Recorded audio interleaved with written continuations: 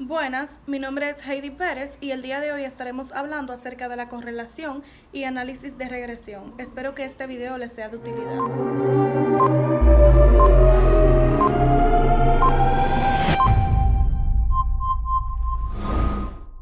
El análisis de regresión consiste en emplear métodos que permitan determinar la mejor relación funcional entre dos o más variables concomitantes o relacionadas. Por otro lado, el análisis de correlación estudia el grado de asociación de dos o más variables.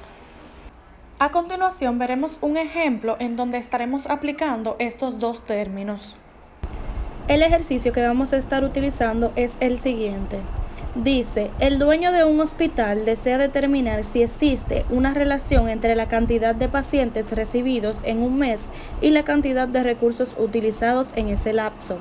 El dueño selecciona al azar una muestra de 11 doctores y determina el número de pacientes atendidos por cada uno el mes anterior y la cantidad de recursos utilizados. Bien, para el siguiente ejercicio vamos a utilizar la tabla que ven aquí, en donde tenemos como datos la cantidad de doctores que se eligieron al azar, el número de pacientes recibidos por cada doctor y el número de recursos utilizados. Lo primero que tenemos que hacer es determinar cuál es el término dependiente y cuál es el término independiente. En este caso, el término dependiente viene siendo el número de recursos utilizados. ¿Por qué? Porque depende del número de pacientes recibidos. Por tanto, el número de recursos utilizados viene siendo nuestro término dependiente que vamos a identificar como Y. Y el número de pacientes recibidos será el término independiente que vamos a identificar como X. Luego de determinar cuál era nuestra variable independiente y nuestra variable dependiente, ahora podemos sustituir o venir a identificar cuál es el coeficiente de correlación. Y lo vamos a hacer con la siguiente fórmula. Vemos que la fórmula nos pide la sumatoria total de X, la sumatoria total de Y no la tenemos. Ya sabemos que eso tenemos que hacerlo. Aquí nos pide la sumatoria de X por Y, tampoco lo tenemos, entonces eso es algo que tenemos que agregar a nuestra tabla. Aquí debajo tenemos la sumatoria de X al cuadrado, que por igual tenemos que agregar a nuestra tabla. Y aquí tenemos la sumatoria de Y al cuadrado, que por igual debemos agregar a nuestra tabla. Luego de que agreguemos todo eso a nuestra tabla, entonces podemos sustituir en la fórmula de coeficiente de correlación. Aquí está la tabla ya con todos los resultados que necesitamos para sustituir la fórmula de coeficiente de correlación. Luego de tener todos los resultados de la tabla, podemos calcular el coeficiente de correlación con la siguiente fórmula. Aquí hacemos todo el proceso de sustitución en la fórmula y nos queda como resultado que R es igual a 0.5935. Pero, ¿qué significa ese resultado? Eso lo vamos a ver a continuación. En esta recta numérica vamos a identificar o a interpretar el valor de R que escribí por aquí arriba. En el coeficiente de correlación de Pearson nos dan un intervalo que va desde -1 a 1 positivo para poder interpretar qué significa este valor que nos dio R. También nos dan unos coeficientes específicos para interpretar el valor de R, que vienen siendo estos que encontramos por aquí. Nos dicen que si el valor de R da específicamente -1, tendrá una correlación perfecta. Si nos da 1 positivo específicamente, también tendrá una correlación perfecta.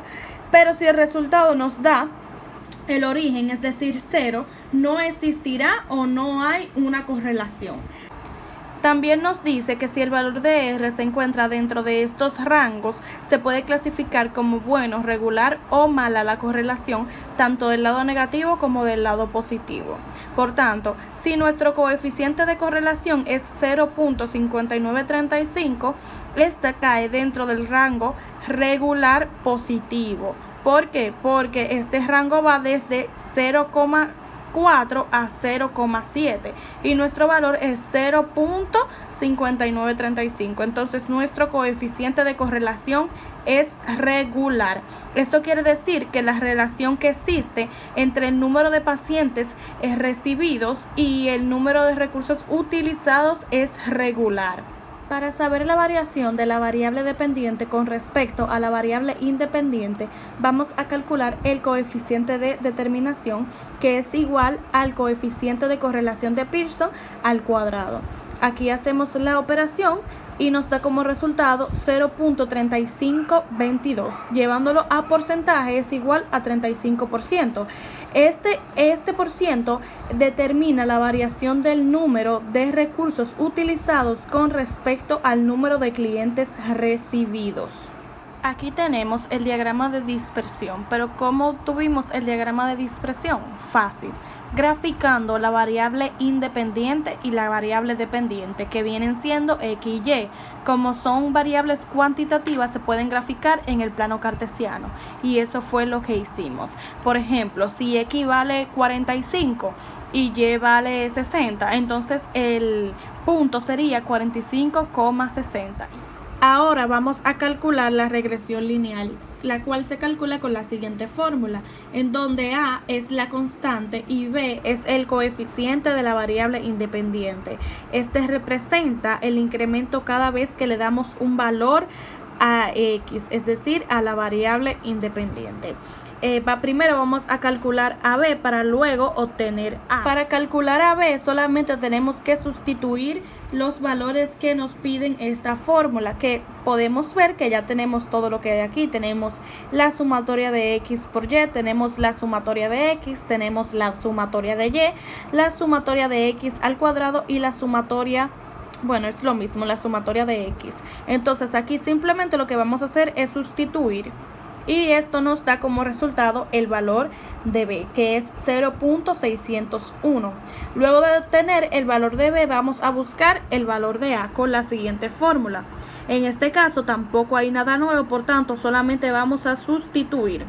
Aquí sustituimos y hacemos la operación correspondiente y nos da el valor de A, que es 12.69. Finalmente lo que tenemos que hacer es sustituir en la fórmula original.